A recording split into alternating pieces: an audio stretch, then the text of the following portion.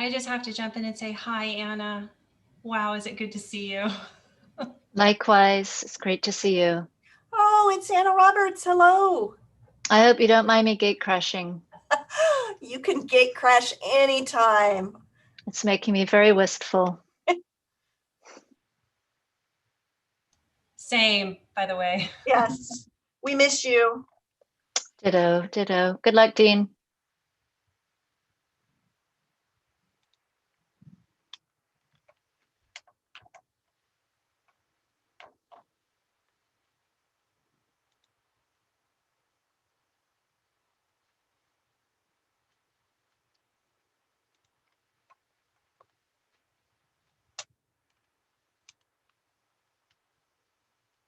Well, let's go ahead and begin. My name is Annette Clark, and I'm the proud dean of Seattle University School of Law. And it's my great pleasure to welcome all of you to our Influential Voices series, which our law school hosts in order to spotlight outstanding legal minds from across the country. My role with Influential Voices is often to introduce scholars from other schools. So it's a particular pleasure for me to be called upon to introduce our own Professor Dean Spade and a very special guest, Nikita Oliver, to this Influential Voices program. These are two individuals who we would reach out across the country to bring them to speak to our law school and our community. How fortunate we are that they live in our community here in Seattle. And I should also comment the brilliance of the title of our series today, Mutual Aid, Building Solidarity During This Crisis and the Next. Because of course, it's hard to know which crisis they're referring to. The pandemic, the racial reckoning, the general election, the presidential election, or the insurrection in Washington, D.C. The one thing we know is that additional crises will come. So we are so fortunate to be able to hear from Dean and Nikita today about the concept of mutual aid. Let me start by introducing our special guest, Nikita Oliver. Nikita is a Seattle-based creative community organizer, abolitionist, educator, and attorney, being a 2015 graduate of UW Law. Nikita works at the intersections of arts, law, education, and community organizing, and strives to create experiences that draw all of us closer to our own humanity. And Nikita invites us to imagine what we hope to see in the future. They have opened for Cornel West and Chuck D of Public Enemy, been featured on The Breakfast Club, KUOW's The Week in Review, Cut Stories, and my favorite, performed on The Late Night Show with Stephen Colbert. Nikita's writing has been published in the South Seattle Emerald, Crosscut, The Establishment, Last Real Indians, The Seattle Weekly, and The Stranger. Nikita organizes with No New Youth Jail, Decriminalize Seattle, COVID-19 Mutual Aid Seattle, and the Seattle People's Party. They are also the co-executive director of Creative Justice, which is an arts-based alternative to incarceration and healing engaged youth-led community-based program. Nikita Oliver was the first political candidate of the Seattle People's Party, running for mayor of Seattle in 2017, just narrowly missing the general election by just about 1,000 votes. They speak and perform for events at universities and conferences and facilitates trainings on equity, law, and justice, education, and arts activism all over the United States. And much to our delight, Nikita Oliver has joined our adjunct faculty at Seattle U Law and is currently teaching a very popular course on police and prison abolition. And I just wanted to quote from Nikita in an article that we ran, because we noted that abolition is an unusual concept to teach in law school. And Nikita said that's because a successful abolition movement could substantially alter the role of lawyers in society. And I quote, "What if we could find the whole truth and be in accountable relationships without being adversaries and punishers? What if there was another way to address harm that restored people to the community and transformed harmful environments into healthy ones?" And what a perfect lead in that is for our program today on mutual aid. But before we go there, let me introduce Professor Dean Spade. Dean is an associate professor at our law school. He teaches administrative law, poverty law, gender in the law, policing and imprisonment, and law and social movements. Prior to joining our faculty, Dean was a Williams Institute Law Teaching Fellow at UCLA Law School and Harvard Law School. He received his BA from Barnard College and his JD from UCLA. In 2002, Dean founded the Sylvia Rivera Law Project, a nonprofit law collective that provides free legal services to transgender, intersex, and gender nonconforming people who are low income and/or individuals of color. Dean is a prolific scholar, including a book, Normal Life, Administrative Violence, Critical Trans Politics, and the Limits of Law, which was published in 2011 and in a Spanish edition in 2016. He also has a new book out on mutual aid that will be introduced in our program today. I want to note that Dean has applied to promotion for full professor, a decision that will be made by the university later this spring. And I wanted to quote from the letter that I submitted to the university in support of Dean's application for promotion to full professor, where I tried to encapsulate what he means to our law school. And so here's the quote from my letter. As to Professor Spade's teaching, while the Personnel Review Committee report quoted from some of the letters we received from alumni, I want to note how unusual it is for us to receive as many alumni letters and emails of support as we did. I believe this outpouring is a testament to the extraordinary impact Professor Spade has on his students.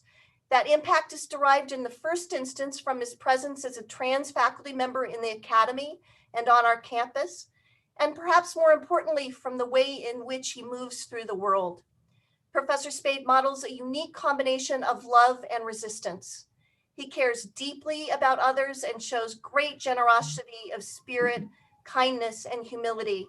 But he is unrelenting in his opposition and resistance to institutional structures, which he believes are built on a foundation of systemic oppression, racism, and marginalization of the poor and vulnerable in society.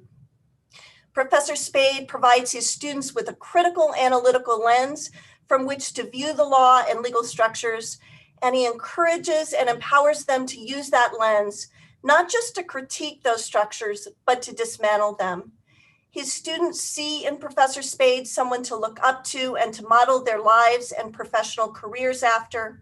And what is particularly remarkable is that he continues to mentor and impact so many of them long after they graduate. So welcome to Dean Spade and Nikita Oliver, and to all of you. Thank you for joining our Influential Voices program this afternoon. Let me turn it over to Professor Dean Spade.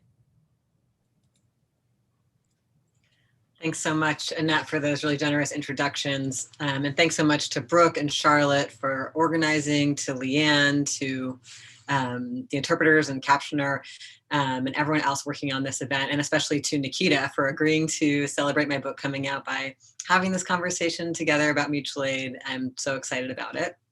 We decided that I would spend the first 10 minutes or so just going over some of the big ideas in the book in case people haven't gotten to read it. And then Nikita's going to kind of respond to having read it. And then we'll have a little bit of a conversation before we go into a Q&A with people who are here.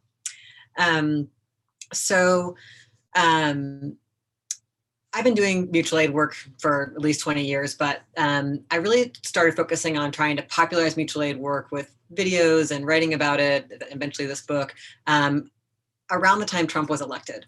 Because part of what I was seeing was that people, so many new people were mobilizable. So many people were angry and scared about what Trump was doing, what he represented, what he was saying. And yet I saw that people were really being demobilized by the kinds of stories we have in our society about how social change happens. So people were being misdirected to say, oh, well, if we can just get the ACLU to sue the Trump administration, that'll get us out of this. Or if we can just, if you just donate to Planned Parenthood and the ACLU, just kind of, just wait to vote. There's kind of like generalized disempowerment, I think, in the way we think about social change that really turns people away from getting more deeply involved in work, and instead says that's the realm of experts, of elected officials, of nonprofits. And I think a lot of that is about how the story of what mutual aid is missing from the story about social change that we tell kind of publicly in the United States. So I'll come back to that. But this is a part of like a longer trajectory of my work, like my prior book and other stuff that I've been writing and saying in the work I've been doing. That's basically about like how it's a critique of legal reform, like about how laws don't fix the things we think they fix, and how the idea of law reform in the United States is a demobilizing idea designed to undermine social movements. And so there's kind of, I think of it especially as this large, long anti-Black narrative in the US that says that slavery and anti-Black racism have been resolved by law, by the Emancipation Proclamation, by the Constitution, by civil rights law, and that those things are done, and sort of the US gets to recuperate itself in a nationalist story that says that. And this story is used to tell us, if you want to change the lives of marginalized people, you should change the laws. And that where social change happens is in the halls of Congress, in courts, with elected officials, maybe with an occasional single charismatic leader from a movement. And that story really, contrasts with the reality we've been living in, which is that over the last 50 years, while racism and sexism and ableism have purportedly been illegal, we've actually seen material inequality worsen, wealth concentration worsen, a drastic expansion of our brutal, racist, ableist, sexist prison and border regimes. And often, what we see is that laws are put in place to tell us something is taken care of, but meanwhile to actually facilitate the ongoing status quo of racialized, gendered, and colonial extraction. Those of us who study social movements have a different story, which is that when big change happens, when lots and lots and lots and lots of ordinary people organize, take care of each other, and take bold action that is often illegal together. And when we do that, the system often provides very surface or retractable concessions, as little as they can get away with giving, to say it's taken care of, and often undoes those concessions as soon as possible. And those concessions are often law reforms. And those of us who have this perspective, including abolitionists, think about sort of the nature of the US legal system itself as a colonial legal system, as a system grounded in white supremacy and founded in slavery. A system run by wealthy people and for their capacity to extract, and that's what it was made to do, and it's working well at that. And the kinds of wealth concentration we see today are worse than ever. So we don't see the legal system of the U.S. as something that is pure or perfectible, or all these beautiful neutral legal principles that if we just get the right people in the Supreme Court, we'll interpret it correctly, and then we'll find our way to justice. We see this differently, and we think the role of people organizing is central to change, rather than looking to the law. So that's what a lot of my work has been about. So as I was saying, mutual aid is left out of the story we are told about social change. And I think it is the central piece of the story, and that's why it's left out. So I think of mutual aid as when people get together to meet each other's survival needs, and have a shared understanding that the cause of these crises are the systems in place, right? So instead of being like people are poor because there's something wrong with them, which is of course what the government tells us, or what the media tells us, we're like, no, there's something wrong with the systems that produce poverty, that produce people being unhoused, that produce people being criminalized. And so mutual aid is the part of social movement work where we actually meet each other's direct needs, where we feed each other, where we give each other rides to visit family in prison, where we write letters to people who are locked up, where we defend encampments in Cal Anderson Park. Maybe some of you who are in Seattle have been following that, where we actually give each other the things we need to survive the crises we're facing. And there are three key benefits to mutual aid work. One, obviously, it helps us survive. That's essential, especially because the people who are in the least survivable conditions, right, are the same stigmatized, targeted groups, as always. Second, it's an on-ramp to participation that builds solidarity. So most people join movements through mutual aid. Like most people join movements because either they need something and they're going to go show up to a place where people are giving it out, right? And there's people in their community, and then they can talk together about how messed up this crisis is that they're in and why they came to be in this difficult position, or because they've been through that before, or they care about somebody who's going through that, and they want to get immediately involved and help people. Like most people, that's their entry point to movements. most people don't have a way to be involved in Congress or a way to be involved in the Supreme Court, but we all can be involved directly in our communities meeting crisis. And then when we do work on crises we care about, we inevitably grow our solidarities, because we always find out it's even more complicated than we knew. We find out, wow, this part of the community is facing this, and also this other obstacle. This is how it affects these people. We inevitably get a deeper sense of the problem as we join groups working for change, and we encounter all kinds of difference, and we find out that there's more to this than we even know, and we grow solidarity beyond what initially brought us in. And the third thing mutual aid does is it helps us build the world we actually want to live in, right? It's where we practice a world based in sharing, a world based in solidarity, practice not calling the cops on each other, practice not deciding that people who are in crisis are blameworthy and have committed some kind of moral fault, where we actually build a world that's different than the ones that we're currently subjected to. I just want to reify that mutual aid is just one tactic in a larger social movement infrastructure, but it's one that can bring in a lot of people. So it has a direct relationship to the work that is aiming at the root causes of poverty, violence, war, et cetera. So, doing mutual aid can look like people giving each other groceries, but it can also look like more intense, bold, and risky actions, like defending encampments of unhoused people against the cops, which is happening all over the country right now as the housing crisis worsens and more people are living outside, or like supporting people who are illegally crossing a border. Maybe some of you saw the Trump administration, raiding the medical tents at the No More Deaths encampments in the Southwest. It can look like people breaking Assata Shakur out of prison. There's a lot of different levels of boldness to this work, but it can look like direct confrontation with landlords and bosses. I'm thinking about Seattle Solidarity Network, which maybe some of you have engaged with. We can think of tons and tons of examples. So this book basically is about the importance of mutual aid to building social movements, and it's about the specific models and approaches for some of the pitfalls of doing mutual aid work, like burnout, conflict, difficulty making decisions together, and all the work we do trying not to replicate the hierarchical systems most of us are used to working in.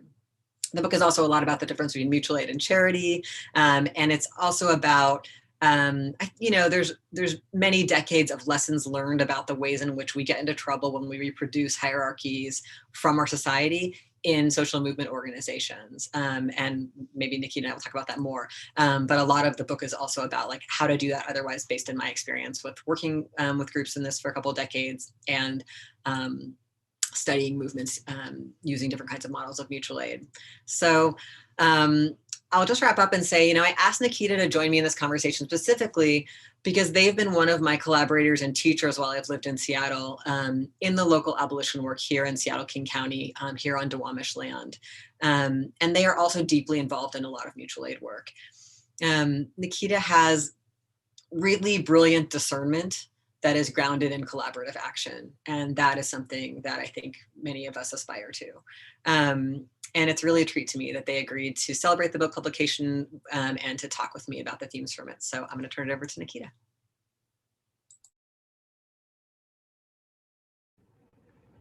Thank you so much. I am usually not nervous, but Dean is so incredible, and I'm so honored to share space with you today that I'm a little bit nervous. But good evening, community. My name is Nikita, and I use they, them pronouns. I live here in the Coastal Salish Territories on an unceded Duwamish land, and I want to encourage folks to remember to pay real rent to the Duwamish. Make sure you know who our surrounding tribes are: the Duwamish, Suquamish, Muckleshoot, Tulalip, Puyallup, Nisqually, and find ways that you can align yourselves with our Native relatives and land back programs. Because if you notice in Dean's book, there is conversation about what does it look like to return land back to Indigenous communities.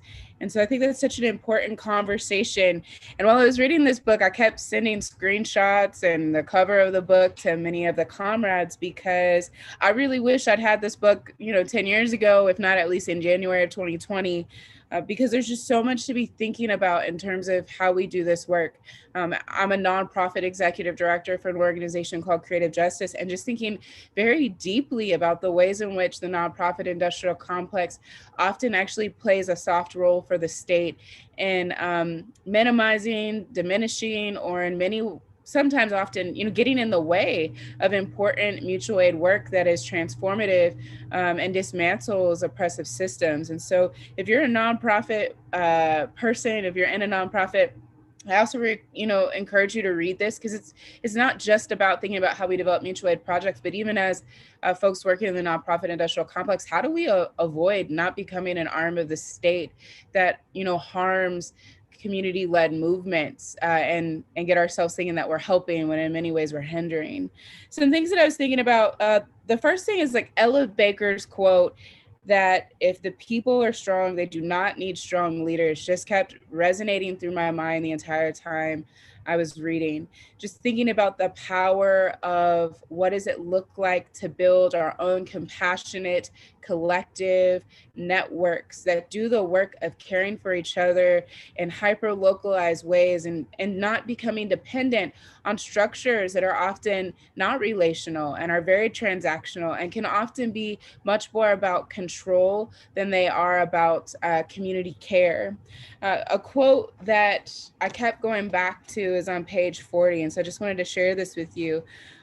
Dean says, mutual aid cultivates the practices and structures that move us toward our goal, a society organized by collective self-determination, where people get a say in all parts of their lives rather than just facing the coercive non-choice between sinking or swimming, between joining a brutal and exploitative workforce, insurance scheme, or housing market, or risk being left in the cold.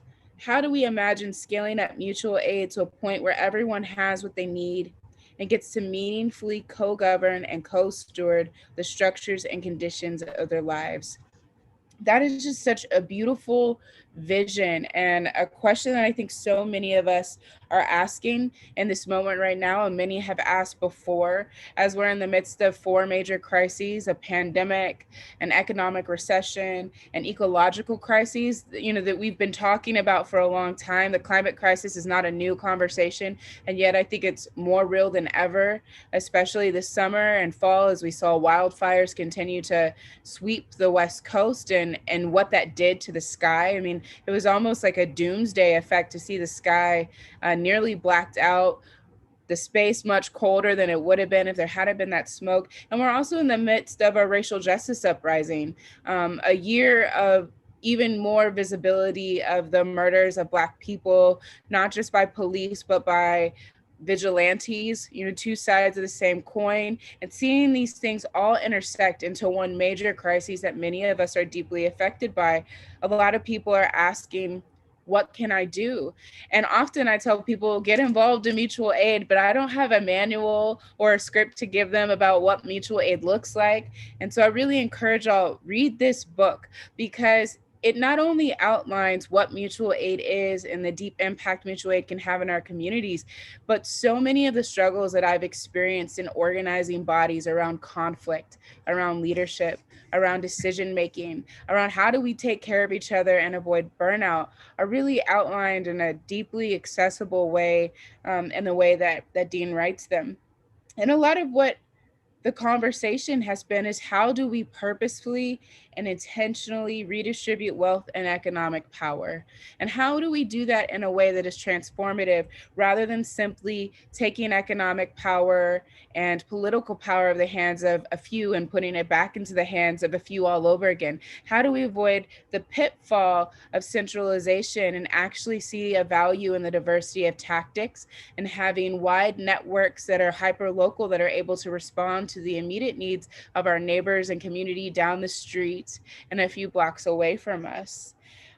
Also thinking about the many forms that mutual aid can take. This summer and fall, it was very visible to see community pantry programs led by groups like COVID-19 Mutual Aid Seattle, Uprooted and Rising, and Nurturing Roots Farms. Many people thinking about food sovereignty and sustainability. What does it look like to have hyper-local food sources, to to work with the farmer down the street, or even ourselves to become urban farmers and Skillshare. How do we best grow food in our region so that when crises hits, we're not going to the store trying to stockpile as much as we can. We know that as a community, we've already established networks to have enough.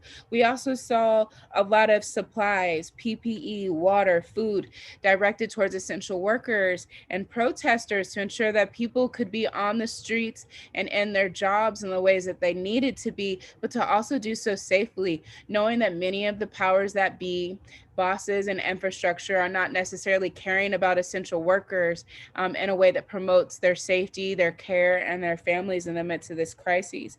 We've also seen protester networks develop where nurses, people with medical training, doctors, some who have no professional training but have skills that they have learned from other protest networks, stepping into the streets to provide medical care for protesters, but also for our relatives without homes. We've seen eviction defense, and that's happening on multiple levels, not just making sure that people can stay in their homes, but also understanding that in the Seattle-King County region, we have over 14,000 people without homes, many of whom are finding encampments to live in. And rather than finding ways to better house people, our municipalities have chosen to sweep people. And many folks have given their support, their lives, their time to eviction defense in that context. How do we stop sweeps? How do we make sure that people's sustainability is not disturbed? And then what does it look like to provide real sustainable mutual aid resources in those spaces that are not dependent upon the state? And even Chop Chaz, regardless of how you feel about the autonomous zone, there was something important about that experiment of thinking about self-governing, of figuring out community care and community defense. Within the first few days of that area existing, you saw medical tents arise, various co-ops for PPE, food, water. We even saw entrepreneurs, folks who are trying to keep small businesses afloat, set up tents in those spaces. And many businesses, despite what the news may say, contributed to trying to find ways to keep the space safe and accessible for as many people as possible, opening up their doors for people to use their restrooms or places to wash hands, because we are still in the midst of a pandemic. And so we've seen and we know the ways in which that we can actually come together for collective community care, but we also know how hard it is. It is not a perfect strategy, and sometimes it is very much an experiment. And what I love about this book is the opportunity to read about the ways in which other people have experimented, to discuss or think about the pitfalls, to ask ourselves, what does it look like to have consensus-driven models of support and care for each other? And how do we scale those up? Because, many of us, especially in the midst of the defund movement, are wondering, once we defund the police and we make them obsolete, what are the things that in that time we have stood up in order to support the collective care and health and safety of ourselves and our neighbors? So Dean, I have actually like a million questions after reading this text. And I also want to apologize to our ASL folks. I just realized how fast I was talking. So I'm gonna slow down. I get excited. Dean, I've been thinking a lot. There's 3 core questions that I've kind of been sorting through. The first is, how do you build mutual aid supports outside of times of crises that serve to be responsive when crisis comes? The second is, I've been thinking about, you build mutual aid networks, and then you have people who want to come in and be a part of that work. Some of whom might have a different analysis than you. Maybe they don't perceive racial capitalism as one of the root problems. Maybe they're not fed up with the structures or institutions or experiencing the same oppression that more marginalized communities are. How do you continue to build with those folks when there are challenges? And the third question I've been thinking about is, what does it look like to take the mutual aid work that we've done in 2020 and to scale it up? What does it require? And how do we do it in a way that doesn't lose the fidelity and the relationship of the work? So I know those were big questions, but you're brilliant. Thank you so much, Nikita, for your such a thoughtful reading. Those are great questions. I'll briefly address them, and then maybe we can hear questions from everybody. And it's so cool to hear your examples and the way you frame, especially some of our Seattle struggles. I also have been thinking a ton about how mutual aid is the infrastructure of occupations and encampments. It is all about tents and like who's giving away food and doing nails and making art together and growing food. Like people have created food gardens in Cal Anderson Park. And so I just think we're gonna be seeing more of this because these conditions are getting worse, and the newly elected administration does not have any plans that I foresee are going to actually address the crises that we are in. We're going to be seeing more fires, floods, storms, unhoused people, impacts of a profit-driven healthcare system. This is where we're at right now. But yeah, so your question about like mutual aid outside of crisis, I just feel like capitalism is constant crisis for some people. So when I think about that, it means like, for example, I think that the abolition movement is heavily made of mutual aid, right? It's always been doing direct support people inside prisons and to criminalize families that have people inside and people who are criminalized outside. Like all of that work is totally tied into our work to stop them from building new jails and prisons, to try to get stuff shut down. And so to me, it's like people who are on the edges of all the crises of capitalism and white supremacy and colonialism have always been doing that mutual aid work, or like all the mutual aid work that goes under the name transformative justice. That's all the work to support people who are experiencing violence in a system that offers the cops as the answer to violence, and that are just like, that won't help me, or that's actually where the violence happened for me, or that's the last thing my community needs, or I won't be believed there. So all of that work that's been ongoing is now heavily feeding the time we're living in, where there's a more public legitimacy crisis around policing and transformative justice. Like everyone knows who Miriam Kava is now, and people are reading all that, and that's so beautiful. But that's just, as you're saying, like because people did that work for so long and learned so much in it, that those models are available to us when that crisis becomes more public, or when people are grabbing for it more. I also think a lot about like in Puerto Rico with Hurricane Maria, like hearing people talk about how when the lights were out, it was people who, had community centers that had solar panels that could charge people's medical devices, or it was people who were doing food sovereignty projects because 90% of the food comes from off the island. And so everything we're always doing that builds community, that makes us know where each other are, all of that is disaster prep too. And it's prep for these moments, which we never know when they're going to come, where social movements have a bigger blast. Like we didn't know Occupy was going to happen when it happened. We didn't know that this summer was going to be the summer that the ongoing crisis of police violence and racism would lead. So I think that's a great question, but I think we can look a bit at what we've learned in abolition, at least for me, since that's such a big learning and practicing space. I'm so glad you brought up like how to bring new people into mutual aid groups. It's like, and that's not appropriate for every mutual aid group. If we're trying to make sure people get illegal abortion drugs in our mutual aid group, we're going to be doing it like in a more underground way. Whereas, or if we're trying to like help people who are undocumented get things, we might do sometimes things more underground. And sometimes we're doing things more surface, like we're doing grocery delivery, we're doing prescription delivery, we're doing, whatever, childcare, whatever it is. And I think it's essential that we look at the ways that some activist culture makes our spaces unwelcoming. That's like a really big problem we have.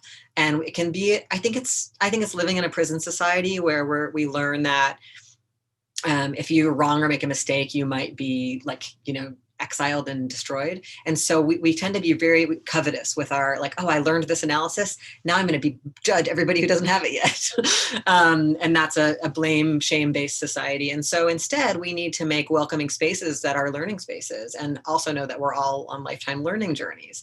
So how can we make a space where like we might be in a group that's doing prison letter writing, and we have a commitment where we all are like, we want to see all those people free, but somebody wants to come in and they're not there yet. They just mad at what's happening to people in prisons. They're upset that they aren't being let out with COVID based, and they're upset about one part of it, but they might not be sharing all of it with us yet, or they might not have analysis around trans prisoners yet, or whatever, something, and so how can we be like, welcome, we know our principles, we want to work together, and we're going to keep sharing these ideas. And I think most mutual aid groups do a lot of political ed in their work, like that. All the groups I've ever been in, we're like, now we're going to have disability justice training again, and now we're going to have a trans 101 again, and now we're going to talk again about why so many people in this group are committed to abolition, or why we don't believe that some protesters should be criminalized, or whatever are the common snags, that we're running into in our own people.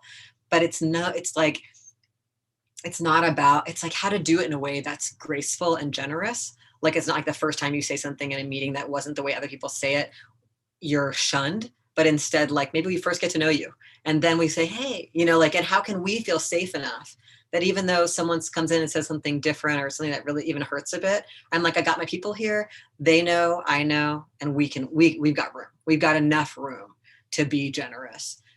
Because we need so many people, we need hundreds of millions of people to be mobilized if we're going to get ourselves out of these, existential crises.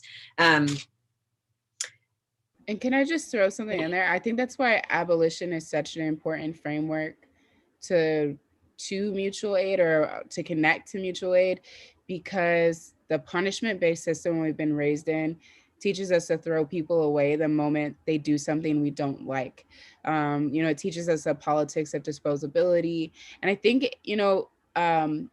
one of the things this book really pushed me to do was to think through my own ways in which I have internalized a punishment-based system, to think about things like cancel culture. And rather than, I think cancel culture has its place when we think about certain types of abuses, but when it comes to people maybe not knowing the analysis or knowing exactly the right way to say it, what are our plans for having political education? Especially since sometimes it feels like our activisty movements are so academic that they're inaccessible at times to people. And so what is the balance between protecting people when we need to, and also educating people? Because the information that we talk about in many activist mutual aid circles is not information that everybody engages. And so finding that fine balance is something to like really be considered, because we are going to have to grow it. We're going to need thousands upon thousands of people to participate in this work, in these movements, in order to build the thing that we want instead of the system that we're in now. Yeah, I mean, I think that everything that we're all saying, though, is actually common sense. And just because some of it then ends up getting published in a book by someone who works at a university doesn't mean it came from there at all, And I especially abolitionist practice and thought, it doesn't. I mean, just because people have written about it, it's actually, it feels like, universities are the last places to learn these ideas, I think. I think these ideas come, for me, essentially from Black feminism and Black feminist work done by working class Black women, most of them lesbians. The last thing you asked that I think is so important is the scale up question, because we live in a society where scale up means build a centralized, like become the ACLU, become like the US government. Like the federal level is the most important level. And what you want to do is control as much territory and have identical chapters in all the places. And that model is not what I think has proven effective. Actually, that was, to the extent that was experimented with in the 60s and 70s, it actually led those organizations to be more open to infiltration, having a narrow leadership structure, and having people give marching orders from above. Can lead to like hierarchy and abuse between people in org. So now I think the model that more people doing mutual aid do, scaling up, means replication, more people proliferating more projects at the very local level, run by local knowledges. So we won't do it the same in every neighborhood. We'll be doing it in a different language over here with this group. We'll be doing it with different ways that we set up our culture, how we use music, how we use poetry, what we eat together. Like all of it is based in local knowledge, which is proven to be the way to do disaster relief. And another way to think about these crises is that they're all disaster producers, and that scale does not mean centralized authority, which is what we've been told in an authoritarian society it means. And I think that distinction is really, really important, because it's all about mobilizing more people to have more shared decision-making power, instead of more of us to be like, I'm a chapter of this, and we look to that chairman up there somewhere who lives in a different state or a different region who tells me how to do this. And I think that that's one of the lessons that have been learned. I think we should open it up to the Q&A and hear some questions from Brooke and Charlotte. Well, first of all, I just want to thank you both again. I'm finding myself like vacillating between complete like admiration and almost being in tears, because it's so like deeply touching, everything that you're saying, and it just really resonates. One of the things that we're hearing about is a question about, this is kind of two different questions I think are very related. How should lawyers and future lawyers participate in mutual aid that includes breaking unjust laws when we make an oath to uphold them? And relatedly, can institutions participate in mutual aid? If so, how can institutions participate in a way that are going to uphold the characteristics of mutual aid as you describe them in your book, Dean? You want to start, Nikita, or do you want me to? You can start. I'll add on to your brilliance. Okay. Yeah, so I mean, I think my strong belief is that lawyers, just like people in any profession, could participate in mutual aid and are unlikely to be doing mutual aid in their paid jobs. Mutual aid is not charity work. So most lawyers, like legal services, are set up kind of like social services to be like, do you fit the eligibility criteria? You can only get this help if you don't have a felony conviction. If you don't have this, if you don't have that, we become the kind of front door of the state's apparatus.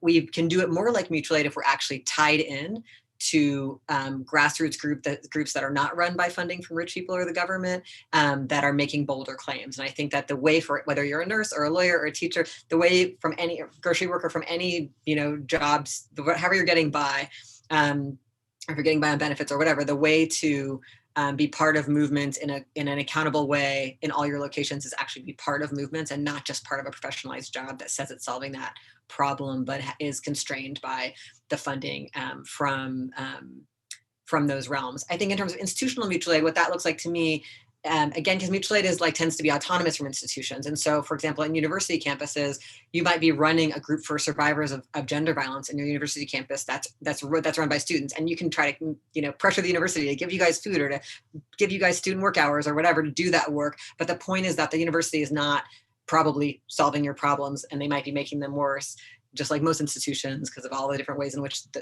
they're all tied up. Or you might be trying to, all over the country, people are trying to get cops off campus and deciding what would it look like for us to say that we wanted our campus to be safe, really safe? What would that mean we would have in terms of healthcare on this campus? What would it mean we'd have in terms of mental health support, in terms of survivor services for people experiencing violence? How would we change the culture of our campus to end rape culture here? People are really going into what are the root causes of things that make us unsafe on our campuses? And a lot of that includes mutual aid work and organizing work directed at the universities to look at how they aren't responding to crises or how they're creating them. And so mutual aid work is usually autonomous and at odds with institutions, which doesn't mean that we who work in institutions can't be trying to how can I kick down some resources for that if there happens to be a moment, or how can I support it? But it's not like what you'll be being paid to do. And I think that in terms of lawyers making vows to existing legal systems, I just think you need to think about what you're really accountable to. And I think a lot of people aren't sure of that, even if they want to be, if they will care about Black lives, if they care about the earth, they still don't have any group of people who they can bounce things around with and be like, is this weird? Should I do this? Should I be opposing that? We cannot come up with these things in isolation. So we all need to be part of groups and spaces where we can give and get feedback and grow and actually come up with not what the institution has always told us we are, but who else we might be in a resistance space. And I think, I say this to all my students, if you want migrant justice and you want to be an immigration lawyer, you have to also be part of the grassroots migrant justice movement where you live, or whatever it is, if you want to be a public defender, you have to also be part of the grassroots movement to stop the prisons and jails from being built, or to support prisoners. You have to do the parts that your job would never let you do if you want to do it in a way that is accountable to that instead of just accountable to courts or to nonprofits. And I would also say something that always has rang in my ear since law school is the knowledge that the law and justice are not the same thing. And I think we all at some point have to make a decision as to whether or not we're going to continue to perpetuate unjust laws, or are we going to decide to stand with those that are most impacted by these unjust systems. And that does require a choice. And while I might be a bar licensed attorney, I've always known in my mind that my license is not more important than honoring the humanity and dignity of other people. And so I think capitalism will trick us into thinking that these licensures, these professionalizations of task are more important than standing in solidarity with folks. But that is the risk of choosing to go against an institution. And I don't think mutual aid work has to be inherently risky, but reality is when we are doing the work of building structures in a space that has failed to meet the needs of community members, especially when it challenges power and authority, that is always a possibility, and it is a choice that we have to make.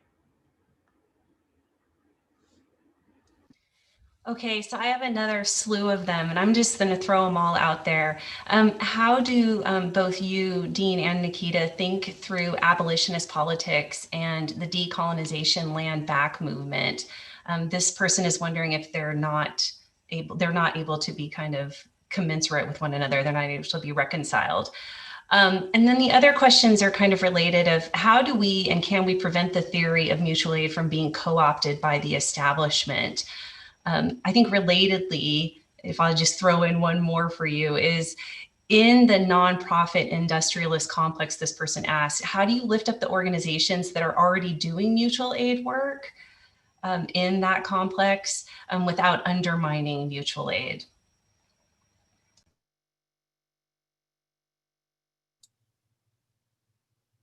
Do you want to go first this time, Nikita?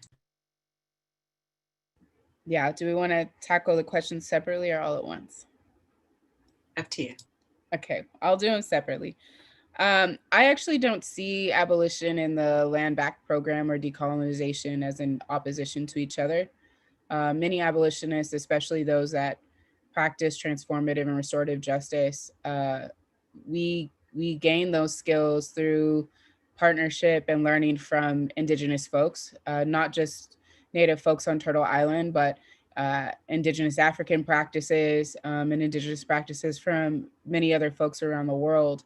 The United States has chosen to be a massively carceral state and a punitive state. The stealing of land, genocide, the enslavement of Black peoples, the exploitation of Black labor, racial capitalism are all the outcome, are all a part of the problem.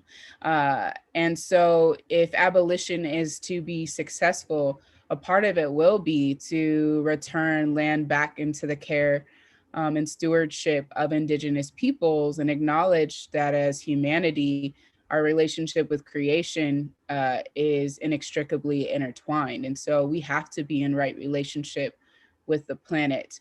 So I don't see those two things in conflict with each other. In fact, I think in the end, truth and reparations is a major part of abolition becoming a reality. If we can't truth tell and then repair the harm that has been caused by settler colonialism and racial capitalism, then we won't achieve a world beyond prisons and police. We'll be caught in a cycle of reforms and failed accountability structures. So I think that we're going to actually have to find ways to return land and also ensure that the global north in this process of truth and reparations actually returns what's been taken from the global south. Living in the United States as a Black person and the descendant of formerly enslaved Black peoples, I would be remiss not to acknowledge the ways in which I benefit from settler colonialism in other spaces. And so it really is, these are all intersecting things that go in the same direction of building a world that is not dependent upon punitive structures or exploitation, but is actually built upon care, collective liberation, collaboration that ensures that everyone is well cared for, which includes the planet and our animal relatives. Yeah, I think I think that there is potential moments of tension when people see the United States government as the mediator. So for example, like if the United States government is going to give Black people land as a way to make reparations, right? Then it starts to be that is actually at odds with Indigenous people's sovereignty. Or if the United States is going to offer Indigenous people opportunities to have some kind of superiority or oppression of Black people, as this is the way that white supremacy has worked, is that it has asked people to participate in each other's oppression as part of colonialism, white supremacy, and warfare. And so, everybody's supposed to join the U.S. military and make war elsewhere, all of these moves. And so I think that I think that the people I see discussing this deeply in Indigenous sovereignty movements and abolition movements in the United States now are really saying, like, this is how we have shared interests in ending racial capitalism and ending the colonial legal system, which simultaneously practices genocide on Indigenous and Black people and runs the criminal punishment system that targets those people and other people of color, poor people, people with disabilities, et cetera. And so I see a really sophisticated conversation happening there that acknowledges the possibility of, when you make the United States the mediator of justice, when you make US law the mediator of justice, it's likely to be turned against, it tries to pit groups that are targeted against each other. And in my class, we've been reading about maroon societies and maroon communities and slave resistance and the ways that enslaved people and indigenous people in the early colonies collaborated to attack plantation society. And it's so meaningful. And it's a story that is really hidden. So many of my students were like, I never heard this. I only heard that like Lincoln ended slavery, as usual. The story is about law and the story is about, white elites. And instead, this is a very like deep, profound, I think, source of generative learning for all of us about those long-term solidarities among people who've lost out in racial capitalism, colonialism. And I think that's an important distinction because I don't necessarily see the United States ever being in a position to offer any type of like real reparations to Black folks. It's like asking your abuser to provide you with the repair. Like the United States has no interest nor desire nor the capacity to actually be that mediator. And I think that's part of why I don't see those two things in tension as land back programs with abolitionist movements, because abolishing a racist state seems to be an important part of being able to get to prison and police abolition. Thinking about the nonprofit industrial complex and mutual aid, how do nonprofits not co-opt mutual aid? And I would also say conversely, how does mutual aid not fall into the pitfalls of the nonprofit industrial complex? I think there's some great tools in the book. I also think asking ourselves about intention and the kind of relationships we want to build. I'll speak specifically from the nonprofit that I work for. Creative Justice was literally birds out of the No New Youth Jail movement, which is a movement here in King County to fight the building of a new juvenile detention center that ultimately was built, but also in the midst of that fight, a lot of community members came to understand that continuing to put children in cages and through a punitive system that criminalizes them, feeds them through the school to prison pipeline, fails to actually change the material conditions or the unjust things that are happening in our communities is not the pathway we want to continue to pursue. And so creative justice was birthed out of the movement of a lot of people. That being said, creative justice is not its own nonprofit, but it is fiscally sponsored. And we have tried to preserve an infrastructure where young people decide the policies, decide the vision of the organization, decide even who gets hired. And in a lot of ways, that has allowed us to stick to our values of abolition.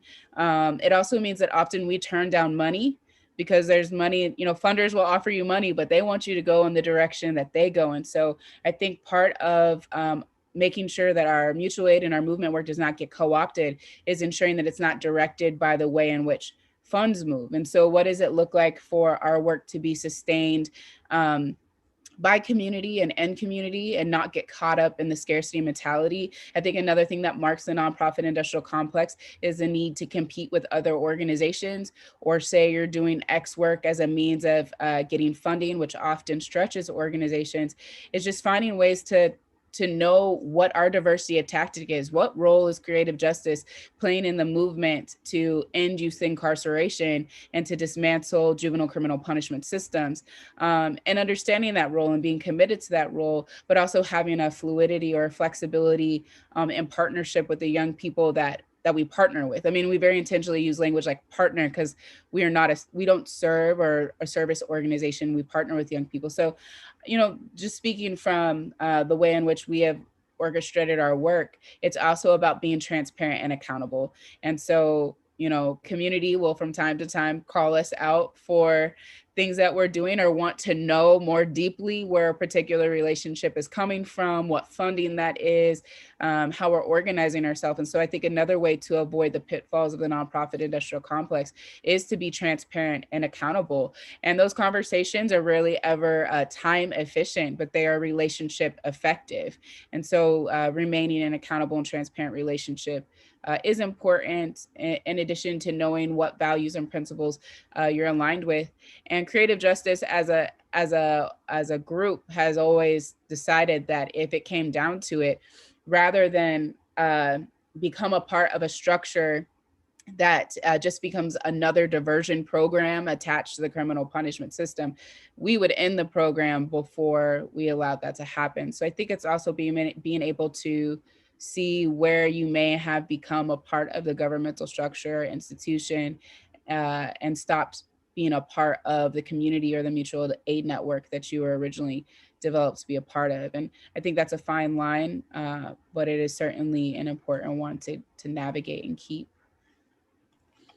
Yeah, thank you for saying all that. It's so helpful. I think there's also an aspect of co-optation happening. The idea of mutual aid has really mainstreamed. Like that term was just not in the media at all until COVID, and it's just like it is so mainstream now. The problem with when things mainstream is that, of course, get watered down, and there's a desire, especially in the corporate media, in the liberal media, to make it like defang it, like to make it be like, this is just complimentary. Like while we wait for the government to figure out COVID relief, people are delivering each other groceries. Like it's kind of feel good volunteerism, very like Ronald Reagan, George Bush #1, 1,000 points of light for you other people who were alive then. That kind of stuff is it wants to erase the actual real controversy about how charity is about controlling poor people and maintaining the status quo, and mutual aid is about destroying the systems that enrich a few and make most people suffer.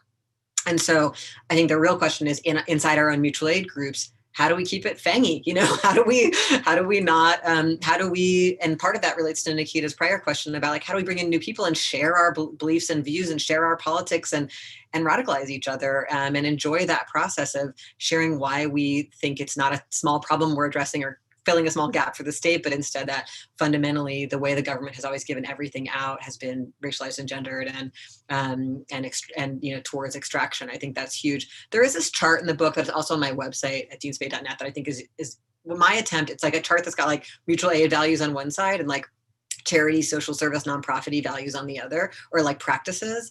And it's not meant to be like a black and white, like, you know, binary, but instead like, can we sit in the groups we're in and ask what kinds of tendencies are we seeing here? Like, how are we doing stuff? And is there transparency? And is it a participatory environment, or is it like two people who get paid make the decisions for everybody? You know, is it a space in which we're trying to make it palatable for funders or for politicians, or is it a space in which we're trying to, you know, make sure that we center the people who are the most stigmatized in our communities? Like what, you know, all of these dilemmas and questions. And I hope that's useful, because it isn't always easy. And sometimes people do get some mutual aid things happening inside a place that is also a nonprofit. And while I think that because rich people are never going to pay us to take apart the systems that are benefiting them, so we can't assume that everyone's going to get paid to this work. Most social movements over time have been almost entirely unpaid people. But we can, so we should assume that's rare, and we should assume that we are already partially compromised and need to be really vigilant, like Nikita was describing, if anyone is getting paid, or if we are, you know, in some ways having to collaborate with a court system or whatever it is.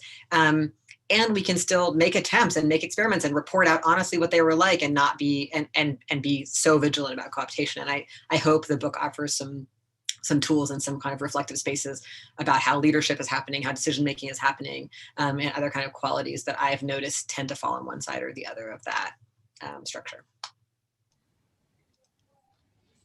I want to be sensitive to Nikita's time. Do you have time for one more question, do you think?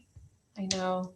Okay, so these two, I think if we want to end here, if we want to keep going, Dean, you just let me know. But these two, I think, kind of go nicely together. One is a personal question for each of you. What is the last thing that you unlearned? Which I think is a really cool question.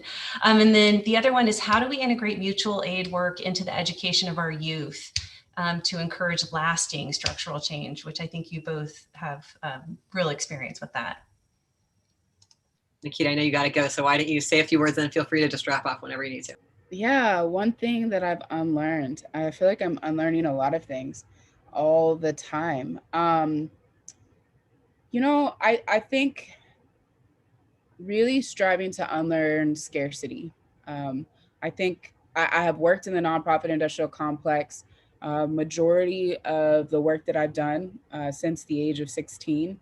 And so I think it is very easy to think that there is not enough or we cannot produce enough and find ourselves in a sense of competition. And I think we can also, because of that competition, start to take on roles that are maybe not even the best role for us to play in the diversity of tactics.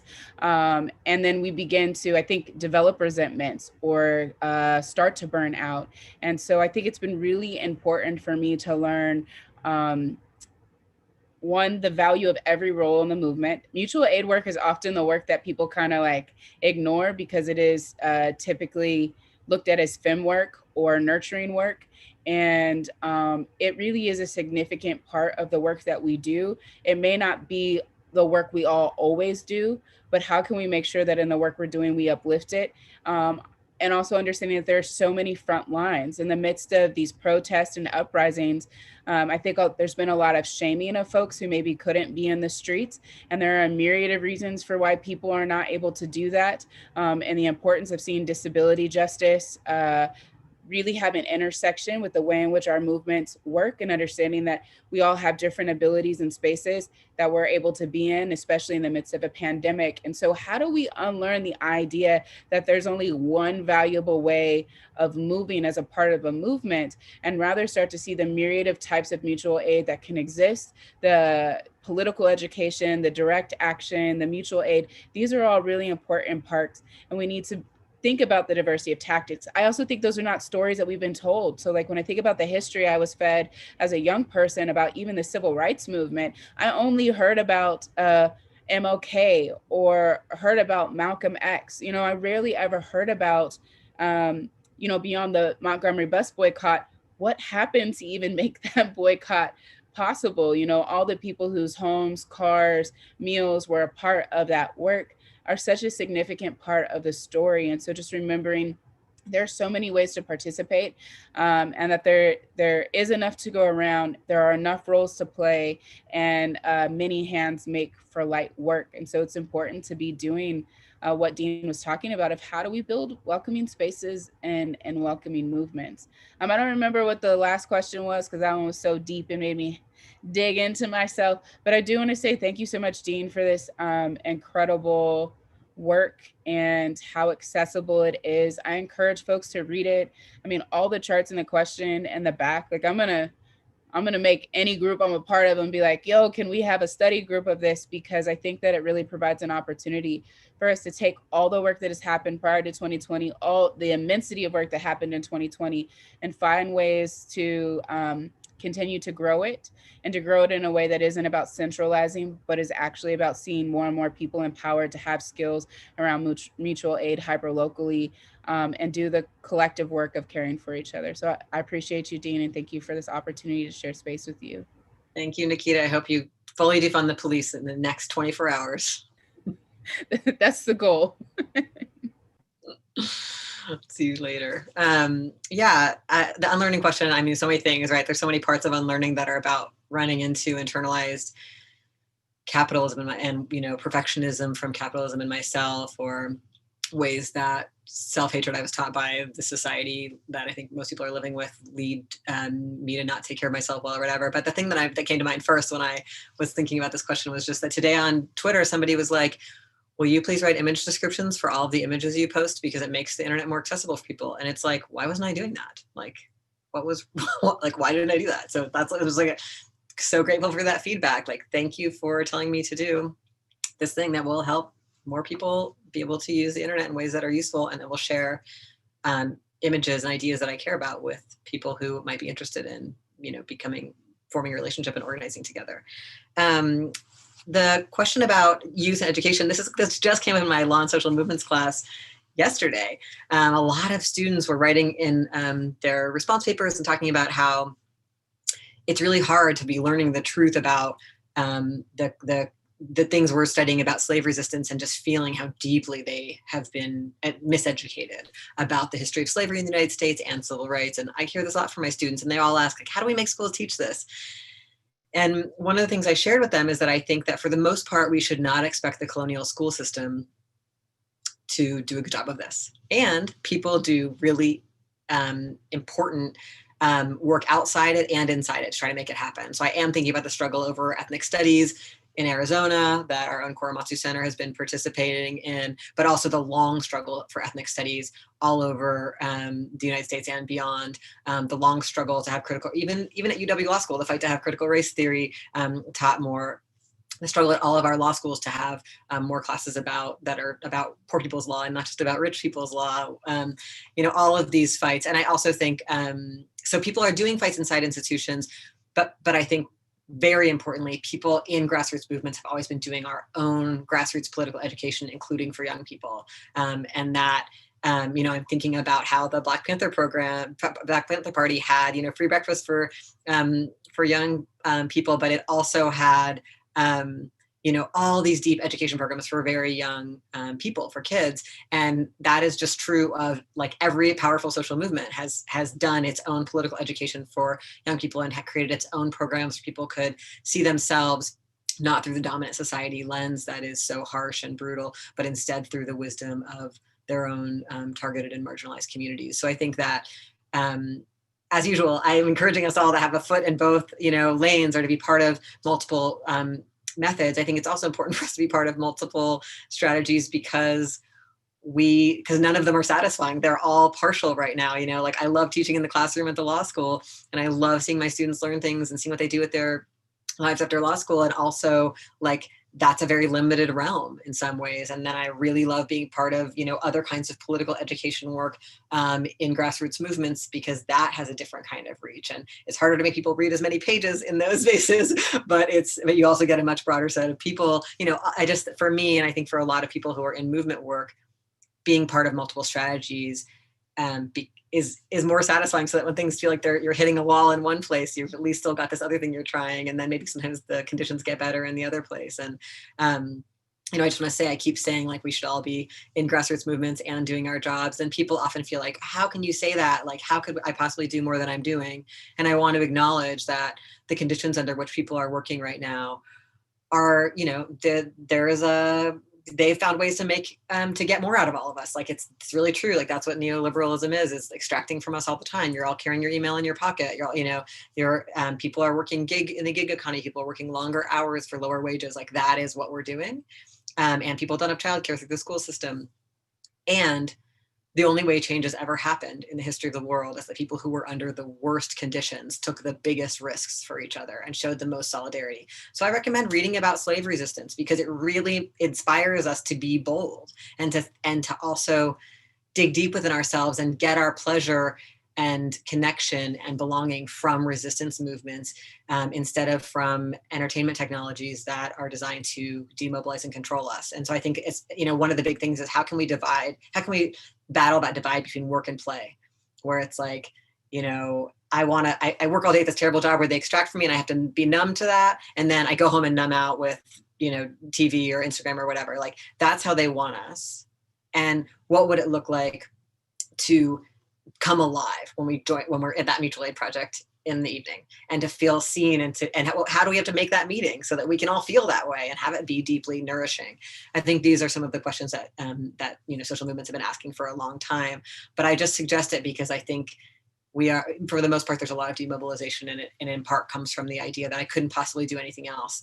And I think there's more complexity there potentially, and everyone's situation is their own, and everyone should, obviously there's no general recipe, but I do see a lot of people getting a lot of aliveness and inspiration and increased safety and resources by being part of social movements, because you just know more people, or people have your back, or might bring you soup, or might help you with your kids. Like all of that is part of it too.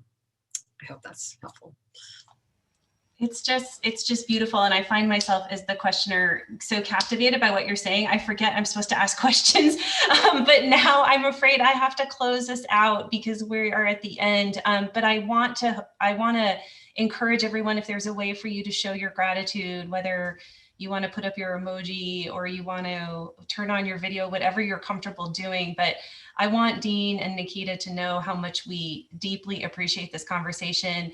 And as your colleague, your grace is just immeasurable. And I'm just so grateful that you are here to share your thoughts with us. And I know I'm always learning from you, and I know everyone else is here too. So round of applause. Thank you so much for all that you do. And thank you everyone to coming. Please look out for future events. We love seeing this community here. And thank you again to Dean and Nikita for joining us tonight. Thanks, Brooke.